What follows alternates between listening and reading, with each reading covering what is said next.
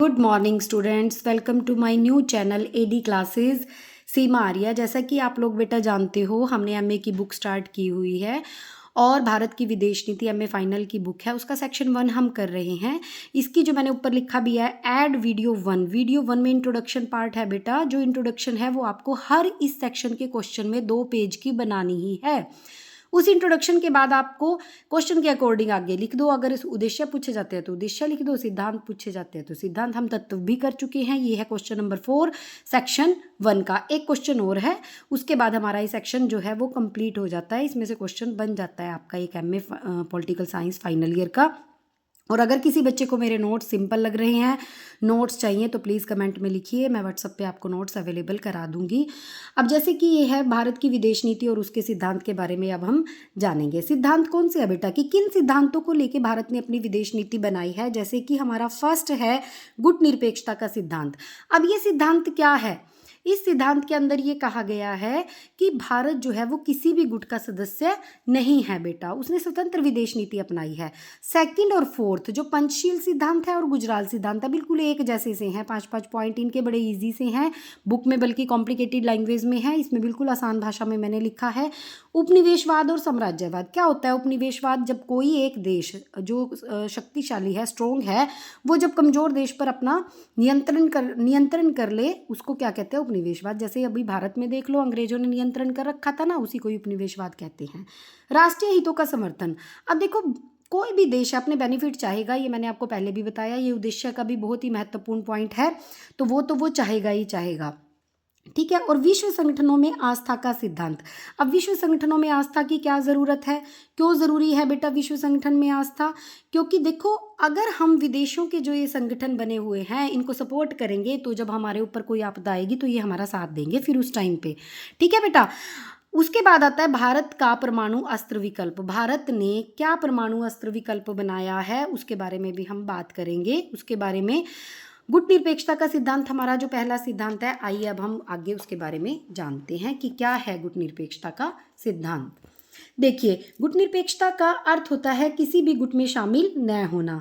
द्वितीय विश्व युद्ध के बाद एक विचारों का युद्ध हुआ। जो द्वितीय विश्व युद्ध के बाद बेटा विचारों का युद्ध था, इसको शीत युद्ध कहा जाता है। इसको क्या कहते हैं हम, शीत युद्ध, क्योंकि इसमें कोई भी हथियार यूज नहीं हुआ, कोई ऐसी लड़ाई झगड़ा नहीं हुआ, कोई खून की होली नहीं खेली गई, सिर्फ क्या था, विचारों का युद्ध था ये। इसमें 2 गुट बने, एक बना अमेरिका जो था हमारा पूंजीवादी विचारधारा का समर्थक था, और एक था सोवियत संघ जो हमारा साम्यवादी विचारधारा का समर्थक था।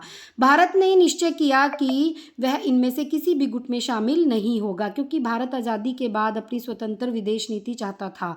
अगर वह किसी भी गुट में शामिल होता, अगर भारत किसी भी गुट में शामिल होता, तो उसको उसी की विदेश नीति के अकॉर्डिंग चलना पड़ता, उसकी नीतियों का पालन करना पड़ता।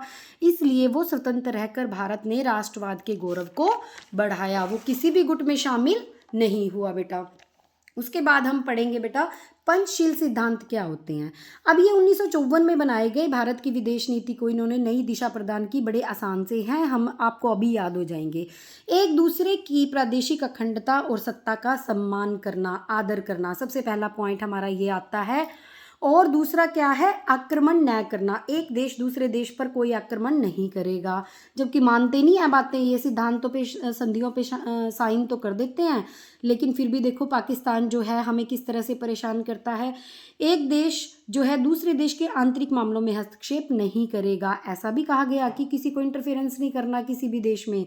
लेकिन क्या होता है, आंतरिक मामले मतलब जो उनके पर्सनल मैटर है उसमें इंटरफेरेंस ना करे। लेकिन देखो, हमारा जब भी कोई कश्मीर विवाद होता है तो पाकिस्तान ने उसमें बोलना ही बोलना है, ठीक है। तो ये मानते ही नहीं है इस चीज़ को, लेकिन फिर भी चलो सिद्धांत पे तो साइन हुए हैं और ये संधियाँ की हुई हैं सभी। उपनिवेशवाद और साम्राज्यवाद क्या था, अभी मैंने आपको बताया था कि जो एक देश दूसरे देश पर क्या कर लेता है, नियंत्रण कर लेता है, उसको क्या कहते हैं हम, उपनिवेशवाद कहते हैं। भारत ने लंबे समय तक उपनिवेशवाद और रंग भेद की जो नीति है उसको झेला है, क्योंकि फॉरेन के जो लोग यहाँ आते थे वो हमारा शोषण करते थे। इसलिए भारत ने क्या किया, अपनी आज़ादी के बाद एशिया और अफ्रीका की स्वतंत्रता के मुद्दे थे उनको जोरदार तरीके से उठाया। उन्होंने कहा इनको भी स्वतंत्रता मिलनी चाहिए। और भारत ने एशियाई और अफ्रीकी मूल के लोगों के जो ये थे निवासी थे उनके भेदभाव को भी खत्म करने का प्रयास किया। उन्होंने कहा कि ये भेदभाव उनके साथ नहीं होना चाहिए। भारत ने इसका बहुत विरोध किया और भारत ने साम्राज्यवाद का भी विरोध किया। इसको आपने समझना है कि रंगभेद की नीति को और उपनिवेशवाद को खत्म करने का प्रयास करती है भारत की विदेश नीति। ठीक है, उसके बाद बेटा हम पढ़ते हैं गुजराल सिद्धांत। गुजराल सिद्धांत क्या है? अभी पहले हमारे ही देश के प्रधानमंत्री थे, 12वें प्रधानमंत्री श्री इंद्र कुमार गुजराल, इन्हीं के नाम पे क्या बनाए गए, ये गुजराल सिद्धांत बनाए गए। और सिद्धांतों की प्रमुख बातें देखो क्या है, अभी हम इसके बारे में पढ़ते हैं। क्या प्रमुख बातें इन्होंने कही, बड़ी आसान थी। सबसे पहला क्या था बेटा कि विवादों को आपसी बातचीत से सुलझाया जाए, कि जितनी भी विवाद हो भाई उनको आपसी बातचीत से सुलझा लो, ज़्यादा लड़ाई झगड़ा करने की ज़रूरत नहीं है। एक दूसरे की संप्रभुता और अखंडता का सम्मान करना, एक देश दूसरे का सम्मान करे, उसकी अखंडता का सम्मान करे। किसी भी देश को एक दूसरे के आंतरिक मामलों में हस्तक्षेप नहीं करना, इंटरफेरेंस उसके मामले में किसी में भी नहीं करना। प्राकृतिक, आर्थिक और राजनीतिक संकट को सुलझाने में मदद करना, जो भी प्राकृतिक आपदाएं आ जाए उनको एक दूसरे की मदद करके उनको सुलझाना।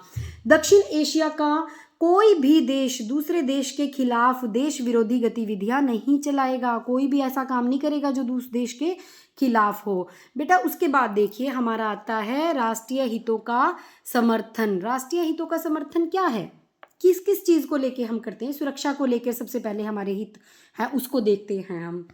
ठीक है, सबसे पहले देखेंगे ऊर्जा सुरक्षा, खाद्य सुरक्षा। इसको आप अपने आप समझ के अपने आप भी बना के लिख सकते हो, किस किस देश को कौन कौन सी सुरक्षा की आवश्यकता है, ये आप अपने माइंड से भी लिख सकते हो। ऊर्जा, खाद्य, साइबर अपराध, जो हमारी जो ऐसी हमारी सीक्रेट जो है आर्मी की बातें, वो साइबर क्राइम से दूसरे देश जानने की कोशिश करते हैं, तो साइबर सुरक्षा। पर्यावरण संरक्षण, व्यापार का विकास, अंतर्राष्ट्रीय शांति, प्रादेशिक अखंडता की रक्षा, ये सभी की तरफ हमने समर्थन करना है हितों का अपने, और इसको अपनी विदेश नीति में शामिल करना है कि कैसे हम इन सब पर काम कर सकें। अगला हमारा आता है विश्व संगठन में आस्था का सिद्धांत। अब विश्व संगठन में आस्था मैंने आपको बताया क्यों जरूरी है, कि जब हमें ज़रूरत पड़ेगी ये हमारा साथ देंगे। और भारत ने देखो यूएनओ जो होता है ना, यूएनओ की महासभा और सुरक्षा परिषद में इन्होंने अस्थायी सदस्य के रूप में भारत ने जो है काम किया है।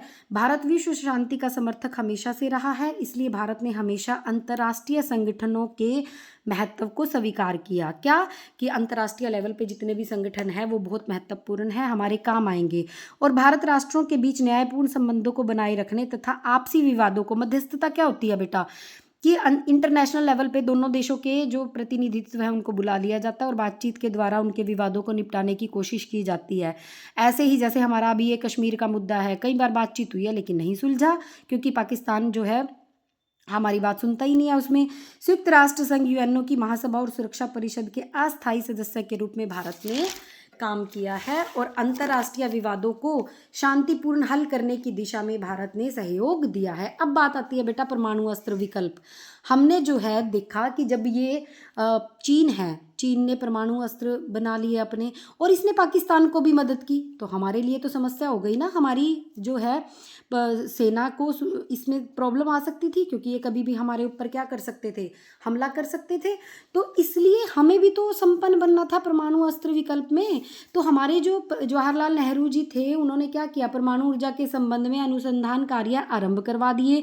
उनका विचार था कि केवल शांति के लिए परमाणु अस्त्र बनाए जाए, कि केवल दिखावे के लिए बनाओ कि हमारे पास भी हैं, कोई हमें डराने की कोशिश ना करे। लेकिन जब बांग्लादेश का युद्ध हुआ तो सुरक्षा जो थी भारत के लिए गंभीरता का विषय बन गई उस टाइम पे, क्योंकि भारत ने क्या देखा कि जो चीन है वो परमाणु अस्त्र के निर्माण में पाकिस्तान का क्या कर रहा है, सहयोग कर रहा है। ये हमारे लिए एक टेंशन का विषय बन गया कि क्या करें अब। उसके बाद क्या हुआ कि अटल बिहारी, जब जवाहरलाल नेहरू जी ने तो इसका अनुसंधान कर दिया, लेकिन अटल बिहारी वाजपेयी जी ने साहसी कदम उठाते हुए इसका क्या कर दिया, परीक्षण करवा दिया, जबकि परीक्षण पे रोक थी क्योंकि ये पर्यावरण को नुकसान पहुंचाता है। तो भारत को परमाणु अस्त्र संपन्न देश घोषित कर दिया किसने, अटल बिहारी वाजपेयी जी ने। ये बहुत बड़ा काम था और घोषणा की कि भारत परमाणु परीक्षण अब भविष्य में नहीं करेगा। और अब निष्कर्ष रूप में देखो बेटा, मेरी बात सुनो, निष्कर्ष हम अपने आप बना के लिख सकते हैं। आपने कितने सारे पॉइंट पढ़े हैं, पीछे लिखे हैं अपने आप, तो आप क्या करोगे पेपर में, उनमें से उठा के लिखो कि हमने निष्कर्ष रूप में ये कार्य किए हैं, हमने परमाणु अस्त्र बनाए हैं, हमने इन हितों के बारे में लिखा है। निष्कर्ष को एक पेज का भी बना सकते हो आप, लेकिन जो मेन बात है वो मैंने आपको लिख के दी है यहाँ पे। अतः हम निष्कर्ष रूप में कह सकते हैं कि भारत का मुख्य लक्ष्य राष्ट्रीय हितों की सुरक्षा करना, विश्व शांति को बनाते हुए समानता और सहयोग को बढ़ावा देना है और स्वतंत्र निर्णय लेकर विश्व स्तर पर सकारात्मक भूमिका निभाना है। ये हमारा निष्कर्ष था। इसको आप एमए के स्टूडेंट हो, अपने क्वेश्चन को लिखने के बाद अपने अकॉर्डिंग भी बना सकते हो। फर्स्ट वीडियो इसकी इंट्रोडक्शन में ऐड करेंगे। अगर आपको नोट्स चाहिए तो मुझे कमेंट करें, और अगर आपको मेरा चैनल अच्छा लगा है, मेरा ये नोट्स बनाए हुए आपको ईजी लग रहे हैं, समझ आ रहे हैं, तो मुझे मोटिवेशन मिलेगा कि मैं सारी बुक्स एमए की प्रिपेयर करवाऊं। तो प्लीज़ मेरे चैनल को लाइक करें, सब्सक्राइब करें, कमेंट करें। Thank you so much.